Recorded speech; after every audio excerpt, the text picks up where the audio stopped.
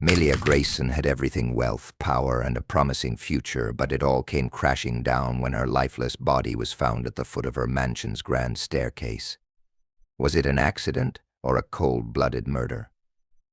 As investigators dig deeper, they uncover shocking secrets about her cousins, Paul and Sophia Grayson, and her fiancé, Dr. Nathan Mills, each with their own motives, lies, and hidden agendas. In a family torn apart by greed and betrayal, the truth behind Amelia's death will shatter everything they thought they knew. Amelia Grayson was a name synonymous with elegance, generosity, and power. The only child of the late industrial magnate Richard Grayson, she was often described as the perfect heir to her family's vast fortune. Unlike many who inherited wealth, Amelia worked hard to build her own identity. She graduated from an Ivy League university with honors, launched a successful nonprofit focused on education for underprivileged children, and remained a prominent figure in social circles. Her philanthropic efforts earned her both admiration and envy, setting her apart from the stereotypical image of a detached heiress. Richard Grayson had built his empire from the ground up. Starting as a small-time investor in steel manufacturing, he expanded his holdings into real estate, energy, and technology. By the time of his death, his estate was valued at over $500 million. Amelia inherited the majority of his wealth, but not without controversy. Her cousins, Paul and Sophia, who had been raised alongside her after their parents' passing, had expected a larger share of the estate. Tensions simmered as Amelia took control, and the once close bond between the Grayson cousins began to fracture. Amelia's personal life seemed equally enviable. She lived in a sprawling mansion in an affluent neighborhood, was engaged to Dr. Nathan Mills, a respected surgeon, and had plans to expand her nonprofit's reach globally. From the outside, it appeared that Amelia had everything anyone could want, but beneath the surface, cracks were beginning to show. Friends and associates later revealed that Amelia had expressed concerns about her safety in the months leading up to her death. She had reportedly felt isolated, uncertain of whom to trust. The fateful morning of her death was eerily quiet. The housekeeper, arriving for her usual shift, discovered Amelia's lifeless body at the foot of the grand staircase. She immediately called the authorities, her voice trembling as she described the grisly scene. Amelia was dressed in a silk nightgown, her hair still neatly styled from the evening before, and blood pooled beneath her head. The grand staircase, a centerpiece of the mansion, was flanked by expensive artwork and antique furniture, its opulence now tainted by tragedy. At first glance, the scene suggested an accidental fall, a tragic misstep in the early hours of the morning. However, inconsistencies quickly emerged. There were no signs of alcohol or substances that could explain a loss of balance. The position of her body seemed staged, too perfect to align with a natural fall. Most chilling of all was a faint bruise on the back of her neck, hidden beneath her hair, which hinted at something far more sinister. As detectives combed through the house, they discovered a handwritten will in Amelia's private study. The document, dated just weeks before her death, outlined significant changes to her inheritance plans. Instead of dividing her wealth equally among her cousins and fiancé, Amelia had designated the bulk of her fortune to an unnamed trust, ensuring it would bypass her immediate family entirely. The discovery raised immediate suspicion. The Grayson estate, once a symbol of power and prosperity, became the focal point of a murder investigation. Secrets buried within its walls were about to come to light, and Amelia's death would mark the beginning of a chilling tale of betrayal and greed. The Grayson family had long been admired for their wealth and influence, but beneath their polished exterior lay years of resentment and dysfunction. Amelia's death brought these tensions into sharp focus, turning the spotlight on her cousins, Paul and Sophia Grayson, as potential suspects in a crime that would soon unravel their lives. Paul Grayson, 40, was a man plagued by misfortune, or as many saw it, his own poor decisions. After a string of failed business ventures and mounting debts, Paul had been relying on the Grayson family wealth to keep him afloat. He had approached Amelia several times for financial assistance, but she had grown weary of his constant pleas. To Amelia, it was a matter of principle. She believed Paul's reckless spending was an endless cycle, one she refused to enable. But to Paul, it was a personal slight, a deliberate effort to withhold what he believed was rightfully his. Sophia Grayson, 38, had a different but equally strained relationship with Amelia. Once close as children, their bond had eroded over the years, largely due to Sophia's growing bitterness. Sophia had always lived in Amelia's shadow, resenting the attention and favor their late uncle, Richard Grayson, had lavished upon his daughter. Despite her glamorous socialite lifestyle, Sophia harbored deep insecurities and a constant need for validation. When Amelia inherited the majority of the Grayson estate, Sophia's jealousy turned into outright contempt. The weeks leading up to Amelia's death had been particularly tense. Investigators learned that a family gathering at the Grayson estate had ended in an explosive argument. Witnesses recalled seeing Sophia confront Amelia in a heated exchange. According to one source, Sophia accused Amelia of tearing the family apart and using her wealth as a weapon. Paul, meanwhile, had stormed out of the house that same evening, furious after Amelia denied yet another request for financial support. Despite these tensions, neither Paul nor Sophia initially seemed capable of murder. Both were interviewed by police in the days following Amelia's death. Paul appeared defensive, insisting that he had nothing to gain from harming his cousin. Sophia, on the other hand, played the role of the grieving relative, expressing shock and sorrow over Amelia's passing. But their actions in the days before and after the crime painted a more complex picture. Financial records revealed that Paul had recently transferred a large sum of money to an unknown account, raising questions about where the funds had come from. Sophia, meanwhile, had been in contact with a private investigator shortly before Amelia's death, a detail she failed to mention in her initial statement. The investigator later disclosed that Sophia had hired him to dig into Amelia's financial dealings, hoping to find leverage in their family feud. Further complicating matters were reports from the Grayson household staff. One employee claimed to have overheard a conversation between Paul and Sophia in which they discussed getting what they deserved.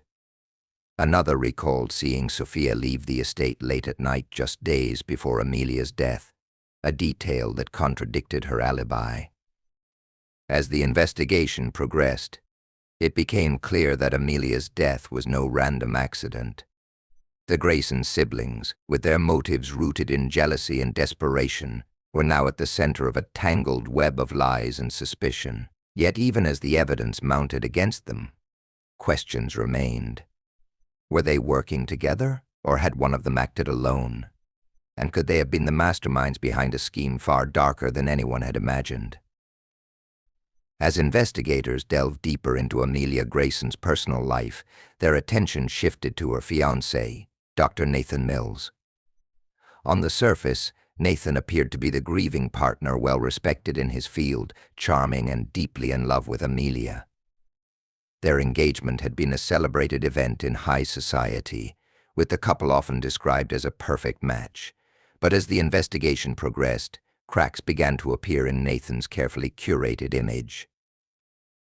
The first red flag emerged when financial records revealed that Nathan was in significant debt. His private medical practice had been struggling for years, burdened by lawsuits, mismanagement, and declining patient trust. While he had publicly maintained an air of success, the truth was far less flattering. Nathan had been relying heavily on loans to sustain his lifestyle, loans that were quickly coming due. Amelia's vast fortune, it seemed, was not just a benefit of their relationship, it was his lifeline. Adding to the suspicion was a recently acquired life insurance policy. Just months before her death, Nathan had taken out a $10 million policy on Amelia, naming himself as the sole beneficiary. While it wasn't unusual for a couple of their status to secure such policies, the timing raised eyebrows. It was another piece of a puzzle that suggested Nathan might have seen Amelia as a solution to his mounting problems.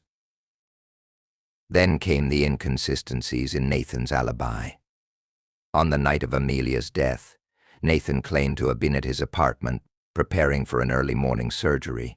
However, surveillance footage from a nearby security camera placed him at Amelia's mansion late that evening. The footage showed his car pulling into the driveway shortly after 11 p.m. and leaving an hour later. Nathan initially dismissed the footage, saying he had stopped by to pick up some personal items. But investigators found no evidence to support this claim, and his account grew less convincing with each new detail uncovered. As forensic experts re-examined the evidence, they found traces of a powerful sedative in Amelia's system, one commonly used in medical settings. The dosage was enough to impair her motor functions, but not lethal on its own. This discovery pointed directly to Nathan's expertise, as he would have had access to such substances and the knowledge to administer them without raising suspicion. Further investigation into Nathan's past revealed troubling patterns. A former colleague came forward, describing Nathan as someone who often operated on the edge of ethical boundaries. He had been the subject of a malpractice lawsuit years earlier, though the case had been settled quietly. Another acquaintance mentioned that Nathan had a history of short-lived relationships with wealthy women, each ending abruptly and under mysterious circumstances. Nathan's motives now seemed undeniable: a desperate man, drowning in debt, who saw Amelia as both a ticket to financial stability and a means to maintain his high-profile lifestyle. But the question remained, was Nathan acting alone, or was he part of a larger scheme? His phone records added a chilling twist, showing that he had been in contact with Sophia Grayson shortly before Amelia's death. The discovery of this connection hinted at a possible conspiracy, one driven by greed and shared animosity toward Amelia.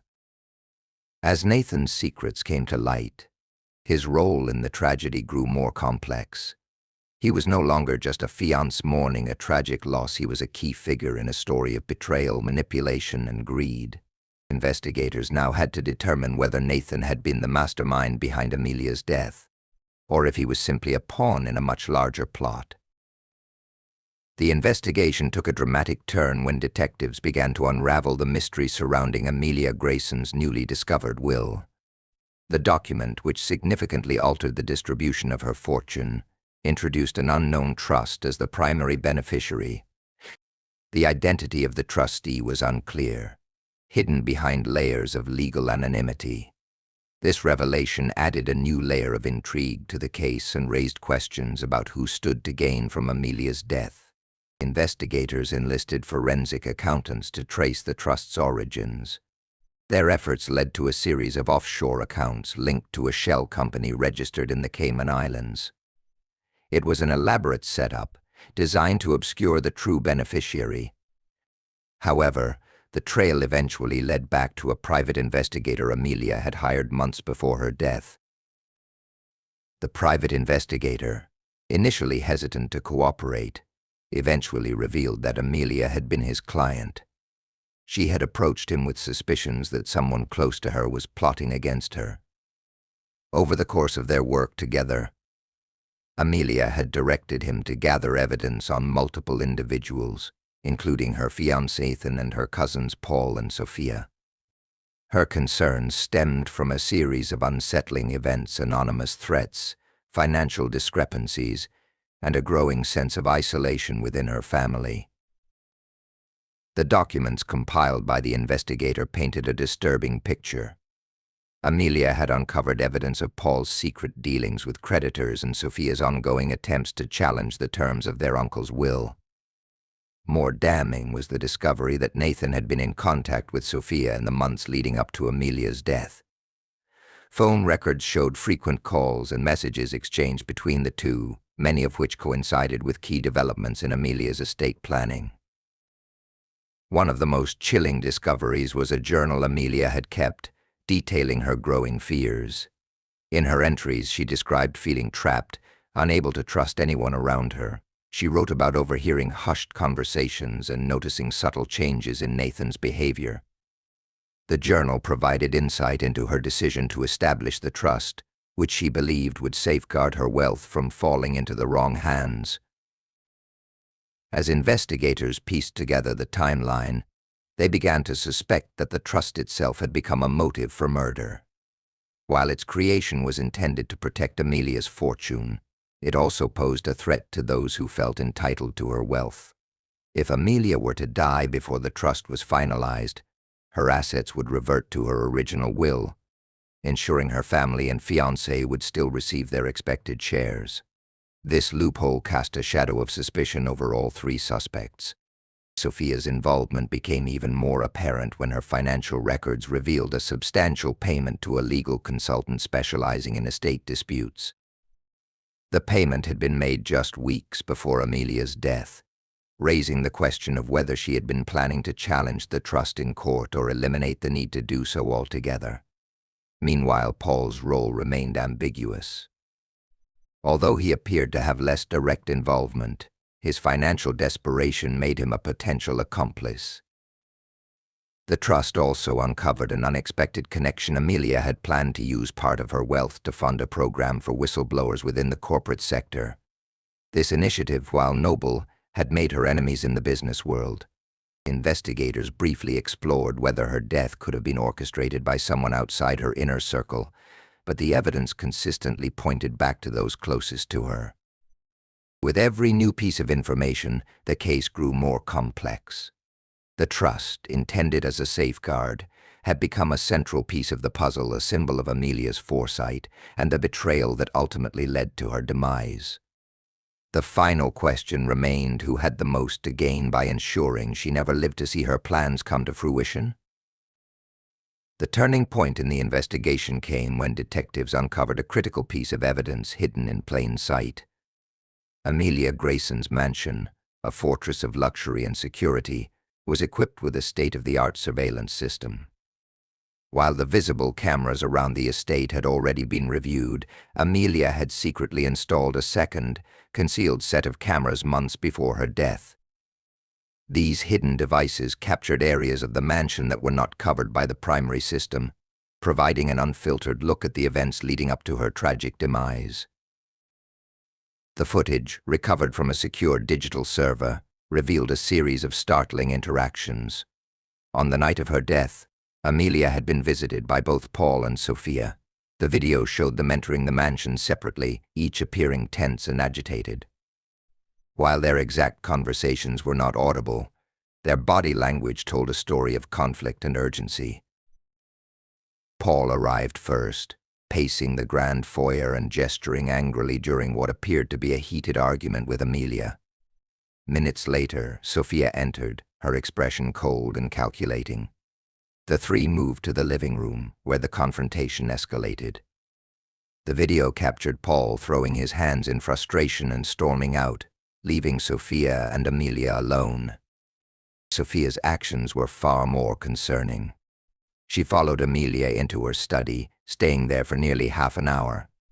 While there was no camera inside the study itself, Sophia's exit was captured, her demeanor calm but purposeful, as if she had accomplished something significant. She left through a side door, avoiding the main entrance. Less than an hour later, Nathan arrived. The footage showed him entering through the same side door Sophia had used. He carried a small bag which investigators later confirmed contained medical supplies. Nathan remained in the mansion for approximately 30 minutes before leaving in a hurry, his face a mixture of fear and determination. The sequence of events raised a chilling possibility. Had Sophia and Nathan conspired to stage Amelia's death? Forensic analysis of the staircase where Amelia's body was found revealed faint traces of a sedative on the banister, matching the substance found in her toxicology report. The placement suggested that it had been deliberately applied, likely to ensure Amelia was impaired before she fell or was pushed. When confronted with the evidence, Nathan confessed, though his account was filled with self-serving justifications. He claimed that Sophia had manipulated him into assisting her, preying on his financial desperation and fear of losing Amelia's wealth. According to Nathan, Sophia had promised him a share of the inheritance if he helped her eliminate Amelia. Sophia, however, denied everything. She maintained her innocence, accusing Nathan of fabricating the story to save himself. Her defense began to crumble when investigators discovered a series of text messages between her and Nathan, discussing plans to secure their future. The messages, while cryptic, were damning in context. Paul, despite his presence that evening, was ultimately cleared of direct involvement. While his anger and desperation were evident, the evidence suggested he had walked away before the situation turned deadly. His absence at the crucial moments of Amelia's death spared him from criminal charges, though he remained under scrutiny for his role in the family's escalating tensions. The case ended with Nathan and Sophia both being charged with murder. Nathan's cooperation led to a reduced sentence, while Sophia received the maximum penalty for orchestrating the crime. The trial captivated the public, a sensational display of wealth, betrayal, and greed. Amelia's legacy, however, endured. Her trust, finalized posthumously, ensured that her wealth was used for the causes she had championed in life.